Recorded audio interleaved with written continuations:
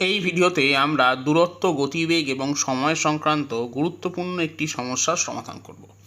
এখানে বলা হয়েছে একটি ট্রেন 260 মিটার দীর্ঘ একটি ব্রিজকে 21 সেকেন্ডে এবং একটি টেলিগ্রাফ পোস্টকে 9 সেকেন্ডে অতিক্রম করে।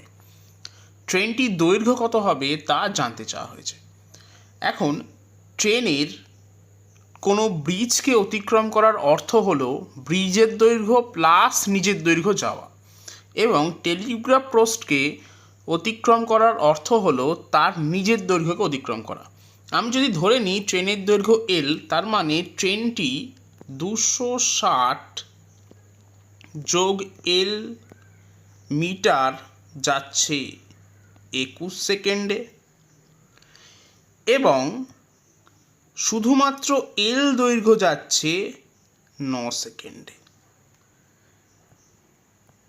তাহলে আমি বলতেই পারি যে ট্রেনটা এই দূরত্বটা মাইনাস এই দূরত্বটা, অর্থাৎ এল কেটে যাবে, তার মানে 260 মিটার ডিস্টেন্স যাবে 21 বিয়োগ 9, তার মানে 12 সেকেন্ডে।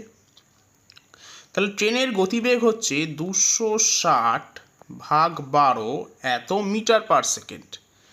এখন ট্রেনটি তার নিজের দৈর্ঘ্যকে অতিক্রম করছে 9 সেকেন্ডে। তাহলে ট্রেনের দৈর্ঘ্য হবে ট্রেনের গতিবেগ মিটার পার সেকেন্ড এককে ইন্টু 9। তাহলে কাটাকুটি করলে আমি পাচ্ছি, প্রথমে আমি যদি 3 দিয়ে কাটি, তার এখানে 3, এখানে 4, 4 দিয়ে কাটছি, 4 6 24, 4 5 20, তাহলে পাচ্ছি 195 মিটার। তাহলে সঠিক উত্তর হবে অপশন সি, 195।